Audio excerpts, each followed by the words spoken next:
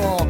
You just tell yourself from here you are moving, but something inside you tell you to walk. You're hungry like hell, you're going to need something, but something inside you say you're too fat.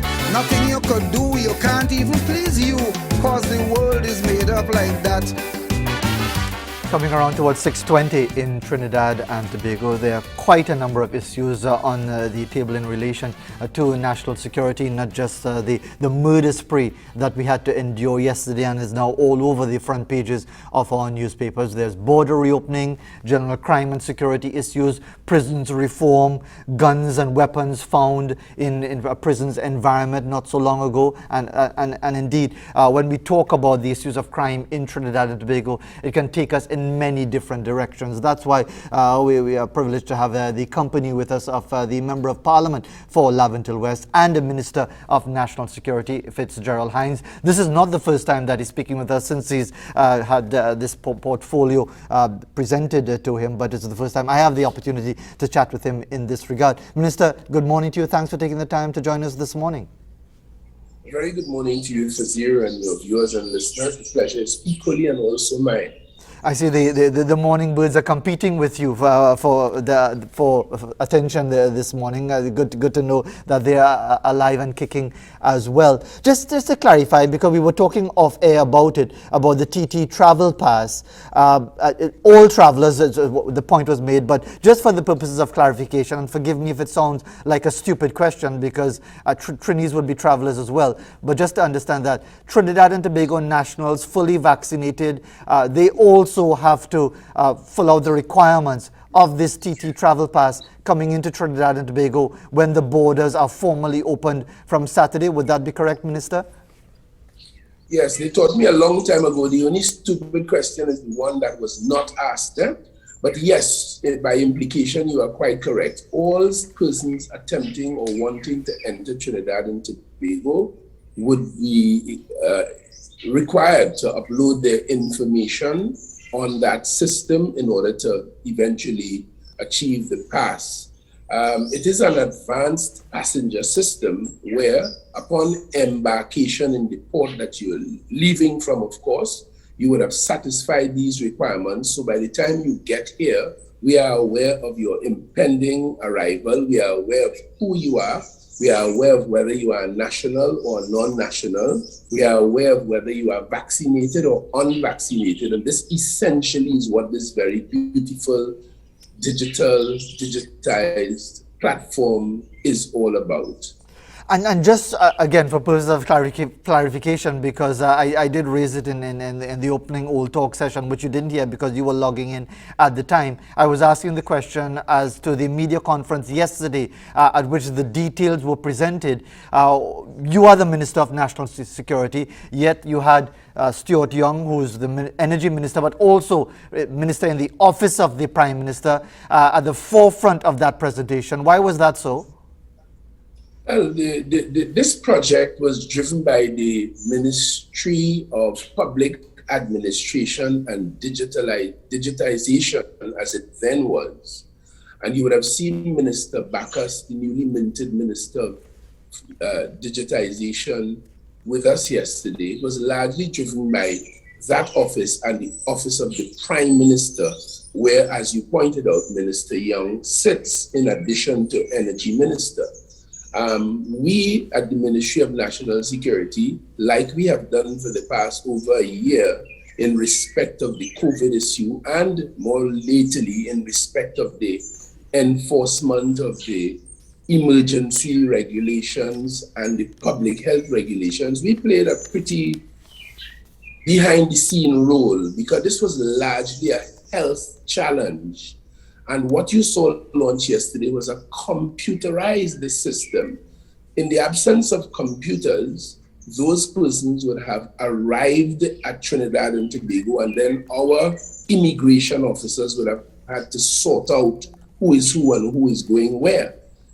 The digitization of this allowed that to be done in an advanced way. So the Ministry of National Security simply plays a supportive role insofar as enforcing the laws particularly here the immigration laws, which we have been doing all the time since independence, and of course any public health regulations that might be relevant around the airport, wearing masks and that sort of thing. The police will play a role in that, as well as the very able grouping of the Airports Authority of Trinidad and Tobago, where the entry sits at the legal port, that is Piaco, and the security officers there will continue to play their usual role and assist in enforcing these things. So really it is not so heavily national security as it is a computerized, advanced passenger information system that you saw launched happily yesterday, and proudly too for me. And well, I can say right away that it's working, because I just typed it in www.ttravelpass.gov.tt. It asked me for an email. I put the email. It sent me the code. I punched in the code, and now I'm on the page. And then I could follow through all the different areas: personal details, travel details, health details, and so on. Quite an easy platform, I have observed, and you see, you as a noble citizen doing the right thing in what you just explained. You have absolutely no problem. Your walkthrough, your arrival and your walkthrough is nice and smooth. But if, for an example, you made a false declaration, you submitted a false PCR test result, or you uploaded a false or forged COVID-free, not COVID-free, but having been vaccinated, fully vaccinated, meaning you had your 2 where applicable, or your 1 Johnson & Johnson where applicable dose or doses, and you spent 14 days from the last dose, then we consider you are fully vaccinated. If you falsified your records and came in here with COVID-19 to infect and to harm Trinidad and Tobago, and you did so deliberately as you uploaded that information, national security and the airport security will be there, having identified that, and we have increased the fine to $350,000 and 6 months imprisonment if you would have done that. So we play this background role of enforcing those regulations, but primarily it is for noble people like you to upload in advance, travel, arrive, and go safely and smoothly about your domestic or your business affairs. And thank you very much for giving us that context, because I'm sure we're going to have maybe subsequent opportunities with other personalities to discuss the entire process. But I can tell you, as I said, the system appears to be working quite well. Just for all those who might want to know, it's www.ttravelpass. Thank you yes, thank you. I'm sorry for intervening, but I was so eager to therefore thank and congratulate the Office of the Prime Minister, Minister Young, Minister Alison West, Minister Hassel Bacchus, and the people at CAL and the people at iGov-TT, who more specifically were the ones who carried this, and all of those, the Immigration Division, and all of those faceless public officers who worked behind the scenes to win an accolade and a compliment from you this morning. That is not altogether an easy thing. And I might tell you, we have put in a contingency even for fallout. For example, these systems, not perfect as they are, like man, if it breaks down, if there's any trouble, we have put 2 systems in place, a 24-hour-a-day backup support system so that we can get back up and running in quick and expected time. And as well, we have a team of persons being settled at the Ministry of Digitization under Minister Bacchus, who will be there 24 hours a day, 8 hours a day from during business hours, as happens around the world, to be able to answer your questions from abroad or when you arrive, in order to bring clarity and smoothness to this beautiful edifice. Indeed. Let's move along, Minister, to some of the more pressing issues on the national security horizon. What is your reaction to the bloodshed yesterday?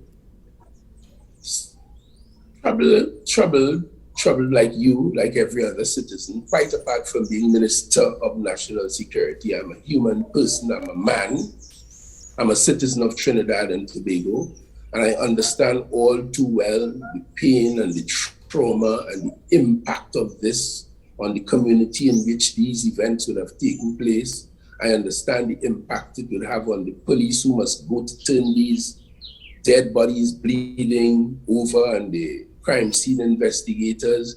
I understand what this does to our international reputation and the way the world sees us. I understand, as I said earlier, what the families of those people who we will never see, the wives and the mothers and the brothers and sisters and the children. I understand it well. So I, like you, I'm very taken aback at it, but then it doesn't stop there for me.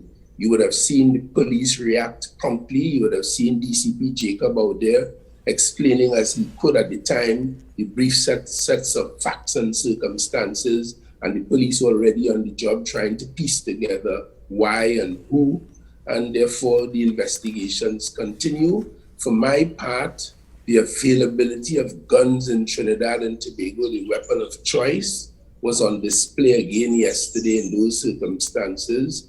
And I, as Minister of National Security, have highlighted and will continue to highlight that as a major focus as we try to get these lethal barreled weapons out of the hands of those who would use them in the way they were used yesterday. So for me, it is not only disturbing, but it is another element, another installment in the need for us as a national security platform, intelligence, police, and all the support systems, the DNA teams, all the backroom support that we need and the criminal justice system generally to work and to improve what we do in order to address these issues and hopefully see more improvements as we go forward. But where's the evidence to support that will happen, Minister? Because with the greatest respect, and even if we're not talking over this specific thing and whether it's gangland killing, whether it's drug related, whether we now have to fear reprisals, you mentioned DNA testing.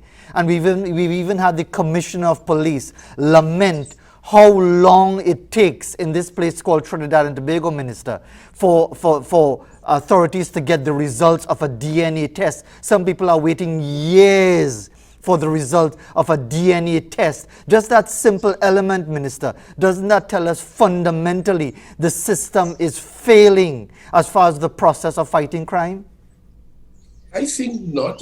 You have a far more cynical observation on Trinidad and Tobago than I do. I am far more hopeful. I am mindful, aware of what we have in place, and I know the system is not perfect, but I wouldn't say the system is failed or is failing. I know it's a constant work in progress to get things improved, to get things better. And that is where the struggle is, and that is where we focus our efforts. And but Minister, I hear you on that, and I appreciate the fact that I might be perceived as negative. But if you could give me a context. Not negative. I didn't say that. Yeah, I said cynical. Okay, cynical. See me as cynical. Fine, no problem. But if you could give me a response to what I'm presenting to you as a matter of fact, that it takes an inordinately long time to get the result of a DNA test, which is, again, correct me if I'm wrong, a vital component to detection and crime fighting and eventual prosecution. If such a fundamental element takes so very long, how do you defend that? Well, I can't agree with the basis of your question, quite honestly, because I do not have in front of me now the immediate details and facts. If you had a particular case, I would be better able to help you when I would have found out the facts and circumstances. Since I sat on this chair, and even as chairman of the Joint Select Committee on National Security, I've been hearing generally about the slowness of the entire process, but I have not heard anything specifically that every case that goes for analysis in the DNA unit takes 10 years or 8 years or 5 years. That's not what I am dealing with. That's not what I know. And I am sure you don't have any specific case. I'm not saying that there are not delays, but I also know as a fact that analyses from the Forensic Science Center, from the DNA Center, have, for example, the Forensic Science Center, they have quickened the pace at which they're doing things. I know that as a fact because I sat with the director upon taking this office, and he was able to demonstrate to me they increased the staff there by about 25 police officers who were charged, and they are turning over, I think on average, about 700 of them per month, and they're working at a more rapid rate than might have been the case 1 year ago. So I am not in a position to accept your mini thesis that things are all delayed for all these inordinate amount of years. I will have to get greater specificity on that, but for the time being, I want to doubt you that exaggerated submission is the case. I want to doubt you. Fair from point. The general knowledge on that matter that I hold. Sure, fair point, and I'll get the evidence to support my claim. But what would you say is the average time for a DNA test to be returned? I'm unable at this juncture, as I told you a moment ago, to say. But based on my general knowledge, I am confident that yours is an extreme exaggeration. I'm not saying that we don't have delay, but I'm saying that in cases where DNA analysis is needed, we have and will continue to provide it in far less than the inordinate amount of years, quote unquote, that you have just delivered this morning. And before we go to the break, Minister, this issue of guns and guns in the hands of criminal elements, high-powered weaponry in the hands of the criminal elements, is the government of Trinidad and Tobago, are the authorities making any headway in getting those guns out of those hands, or indeed getting those guns coming into the country illegally? Oh, indeed. We have had a closer observation over the last couple of years of our legitimate borders where illegal material has been coming in. It has to do sometimes with oversight, it has to do with corruption, it has to do with complicity on the part of state officers sometimes. It's a very, very dynamic situation. And within recent times, you would see we have been scoring some big successes when they try to come through our legal ports of entry. And then we have courier services around the country that do importation and distribution of packages. That too is another area of concern for us. And then, of course, you have the closeness to Venezuela situation where through illegal ports of entry, a layer of fish on the top and other things, and guns also come. You have all of this happening. So in the context of our trying to improve our border security, in the context of the improvement in training and technique and resources of those law enforcement officers who pursue these things, I know we are making progress, but the main issue here is that it's a work you have to continue. It's dynamic. You have to identify the problems, the need. You provide the training, you provide the manpower, you provide the resources, and you constantly on the job. Because as we move, meaning as we improve our technique and block a little hole here, those who are running the criminal outfits, they move too. They are finding new ways. You will be surprised at some of the ingenious ways they used to do things. And yes, we have seen the need for greater improvement in some respects, and we are on the job. We're doing that. And before we go to that break, Minister, you asked me to present to you some evidence in a specific case. So I've turned to the Express for guidance, and it's a story by Carolyn Kisoon in the Express of June the 28th. And the headline of that story, the dad asking, are those Sade's bones? And asking about Sade Emmanuel. And just to cut to the chase, talking about the body being burnt beyond recognition. It was just bones, and he was able to identify the body by the familiarity of the skirt, the fabric. And then he goes on to say that to this day, he's waiting on the DNA test to be done. And I quote, "Not much has happened since then. We are still waiting for the DNA test on the burnt remains. I strongly believe that it could be my daughter, but only the results will prove that. It is a nightmare thinking my daughter's remains could be in a freezer at the Forensic Science Center. I was told that the equipment for the DNA testing was down. I will have to wait until it was repaired. Also, I was told that there were many people waiting for DNA testing before us, so we will have to wait in line, end quote. I just give you that information for you to digest because we have to go to that break. Of course, in fairness to you, I want you to at least to be able to maybe give us some context as to where you place a bit of information like that in relation to DNA testing. So we'll take a break now, Minister, and then we'll come back, not just on the issue of DNA testing, but other issues really in the forefront of the national security environment. As we go to that break, let's give you a reminder of the COVID-19 protocols. Wear a mask over the nose and mouth when you go out in public. Keep your distance from others at least 6 feet. Stay home if you're ill. Wash your hands often with soap and water or use an alcohol-based hand sanitizer. Cough into a tissue onto the crook of your elbow. Avoid touching your face. Sanitize hard surfaces, tabletops, handrails, doorknobs, trolleys, cell phones as often as possible. We'll be right back with the National Security Minister.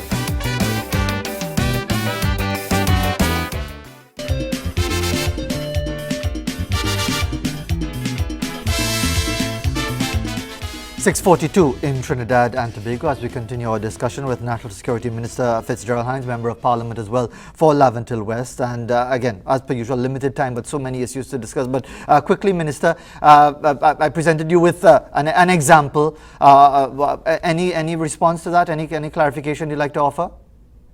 Before you took the break, I was trying to get you to recall the name of the case you were talking about. Sade what? Sade Emmanuel. Sade Emmanuel. Okay. No, well, I don't have any knowledge about the specific case, but I will certainly look into this and be able to provide you with an answer at the first opportunity henceforth. But again, even the facts that you have just read out, I need to get far more specifics as to the dates and all of that, and I certainly will. Okay, great. Thank you very much for at least giving us the assurance that you will follow up on that particular matter, as I said, which was highlighted in the Express. Minister, the broader issue of like the prison's environment and the issue of guns, ammunition and so on, contraband and so on in the prison's environment. Not so long ago, some was found buried in an area just outside the prison's environment, where it was felt that this was going to be in advance of some attempt to break out and so on. What can you advise us? What can you inform us in relation to that? Any investigations following up from that development? Oh yes. That matter was investigated by the prison service because of its proximity to the prison and suggestions that it might have had something to do with it, and as well by the Trinidad and Tobago Police Service. I am aware that yesterday I received the report of the prison service, and it may very well be that the report from the police might be on my desk as well, unable to confirm that as I speak to you now, but the matter has been investigated. We have churned over some of it, at least in conversation, and different theories would have emerged. It is indeed troubling when you find guns and ammunition, and in this case, what purported to be some kind of explosive device. It is very troubling wherever you find it. But because of the proximity of to that very challenging space that is a prison, prisons everywhere in the world are very challenging. There's where you house people who generally would have broken the laws and people who are threats to society sufficiently that you want to keep them away from the rest of us. So it is under investigation, and while I may get reports, the police will continue their work and take it to finality as they might. So we are paying attention to it. In the meantime, I get reports from the prison administration and from the other elements of national security about those and other kinds of matters. And I am happy that things are on watch and the work, as I say, in maintaining order and security and preventing spills is ongoing. But Minister, where does the national population take solace in there being a swift, speedy, efficient resolution as far as a final verdict on that circumstance? Because we have Prison Break 2015, which was well reported. Persons lost their life and so on. People were subsequently killed who had broken out. And aren't we still waiting on the final report on that particular investigation? More than, well, almost 6 years now that we're waiting on that one? No, I think reports have been issued in respect of that one, not leading to the arrest of anyone, because those persons, I think the main people who might have escaped prison on that day, on July the 24th, to which you referred, they are no longer with us. I recall from the Joint Select Committee on National Security, I and my committee went over this matter at least on 2 occasions, and certain prison officers were brought to disciplinary charges as a result of it, and those were resolved recently, within some time before I came to this office.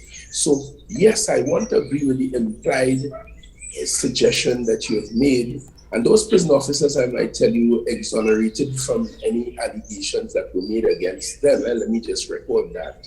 But I want to agree with you, very often when these things happen, the resolution is sometimes so far away from the event that the public doesn't have sight of the resolution, even if it is inconclusive in the sense that no one was arrested, because this find outside the prison, they have found it, they are investigating it. I do not know, notwithstanding my office, I do not know if they hold anyone or find anyone responsible for planting it there. I know the investigation is ongoing, as I said to you. So sometimes the public doesn't get feedback as to what became of matters. Law enforcement would know, and those... But on that point then, Minister, if you would allow me to intervene, why doesn't the public get feedback? If things like this happen, why doesn't the public get feedback? Well, yeah, that would effectively mean a constant daily reportage of the outcome of all cases, because while some might attract your attention, everyone attracts somebody's attention. And this public you're talking about is not a solid block. I mean, it involves a family, it involves friends, it involves victims. They would know, but the larger society, to be informed, it will mean an ongoing reporting on a daily basis as to the outcome of all cases. I don't know how feasible that is, but certainly in the more high-profile matters, I think to myself that in those circumstances, it might be helpful if the police or any element of law enforcement that might be relevant would come back to the public eventually and say, this is the eventual outcome. I agree with that. And why hasn't that happened in the case of the 2015 prison break? Because in some cases it has happened, and in some cases not. And I think it should happen in the high-profile cases that create public consternation and trauma. I think in those cases, in all cases, it should be. That's what I think, and it's a recommendation I'll make to the police and law enforcement. But doesn't the evidence of what happened in 2015 and the subsequent investigations and the issues with the lack of information and people not willing to testify and so on, doesn't that speak to a cover-up within the prison service? Not necessarily. People unwilling to speak does not necessarily point to a cover-up. And those matters were ventilated, as I said, at least on 2 occasions from the Parliament on live TV, from the Joint Select Committee, and I'm sure the police would have spoken to those matters publicly at or around that time and probably since. But to say cover-up, I am not in a position to agree with that at all. And as we look at the other issues in general discussion in relation to crime and the fighting crime in Trinidad and Tobago, you are now in this portfolio, Minister Hinds, and even with the lockdown, even with the curfew, even with the state of emergency that is now in place, we have a murder toll that obviously would have risen yesterday, close to 200 now, because of the 8 killings yesterday. Where do you place us in Trinidad and Tobago as far as fighting crime and success or lack thereof in fighting crime? Well, I have my own views as a citizen. I have my own views as a Minister of National Security, but that is not a scientific view. I'm not able to say to your satisfaction where I should place us. What I can tell you and those who are viewing and listening is that every single day, the police are being provided with equipment, they are provided with the training, they have the resources that they need. The commissioner is on record as saying, while you always need more resources, he cannot now say that the police don't have the basic resources in order to carry on with their work. And it's a constant, ongoing, moving target. And I am satisfied as minister for the time that I've been here that they are on the job, the defense force, all the elements of law enforcement are on the job trying to do stuff. Nobody is able to measure the preventative aspects of their work. I would be aware from where I am about cases where things were identified to happen and would have been prevented, including preventing the loss of life. I would be aware of that. But to reveal some of those might compromise ongoing investigations, and it might alert those who are listening to this conversation between you and I. And therefore, I can't go there, but I can tell you that between the intelligence operators and the law enforcers on the field, very often a lot of things are prevented that could have made our situation even worse had they not been prevented. But the work and the technique and the resources and the improvements must continue because we are not in the place I would like us and we would like us to be. Minister, over the many years, there's been the accusation thrown at the feet of different governments, not just the government of which you are a part now, but previous administrations and the ones before that. We all can look back on the famous meeting at the Hyatt, and when the Prime Minister then was Patrick Manning. We can all recall the meeting that Basdio Pandey had very early in his term with the Jamaat al-Muslimin, mere years after the coup attempt of 1990. How do you respond to the continuing accusation that governments have over the years facilitated individuals and their activities in crime because there's a political benefit to that? Well, I would flatly, for my part and from my own knowledge, reject that. And I can tell you with confidence, the government of which I am but a part, we are not, I don't know how, that doesn't match with what we do and the way we do it. It doesn't match at all. So I cannot accept that and I reject that insofar as this government is concerned. Can't speak for others, but I think generally speaking, Trinidad and Tobago's posture has not been to support government supporting criminality. And I certainly can tell you without fear of contradiction, in this government, led by this Prime Minister, that's not the case. So I don't understand that at all. We fight illegality, not personally because ministers don't, but through the agencies under our remit and at the surface of the government and people of Trinidad and Tobago, we stand against wrong and criminality, and the fight is against that, wherever it comes from.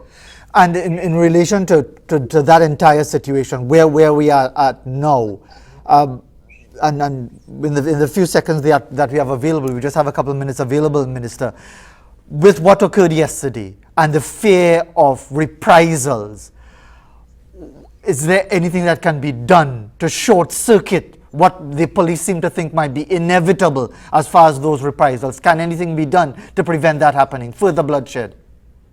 Well, it was the police who told us that this seemed to be and is likely to lead to more reprisals. It is the police who told you and I that.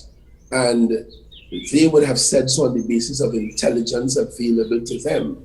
And on that basis, they are in a position to go and to approach those from whom they expect reprisals and to suppress that. And therefore, in answer to your question, I think something can indeed be done based on the police intelligence, based on what they revealed to you and I in the context of reprisals. Minister, we want to thank you very much indeed for taking the time this morning and indeed presenting us with a perspective on many different issues on the table. And I do appreciate that you won't have these specifics to specific cases as the one that I mentioned, but I certainly hope that in the case of the individuals that I mentioned, that matter, at least there could be some sort of clarity for the benefit of the family, if not anyone else, in relation to that particular matter. But thank you very much once again for taking the time this morning. Thank you very much. Fitzgerald Hinds, Minister of National Security and Member of Parliament for Laventille West, joining us this morning. There are so many issues on the table when we talk about the broad spectrum of issues concerning national security that we won't ever really get to any particular point in great detail, but at least we covered a number of issues in relation to the issues on the table and indeed the front burner based on what happened yesterday. As we go to the news at the top of the hour, here's an image by Steve Lalman of Cuba. He calls it flora and fauna, and the fauna is whether it's a baby iguana or a green lizard or whatever it is. He or she looks very curious as he or she is being photographed not this morning but some time ago by Steve Lalman. We'll be back after the news at the top of the hour.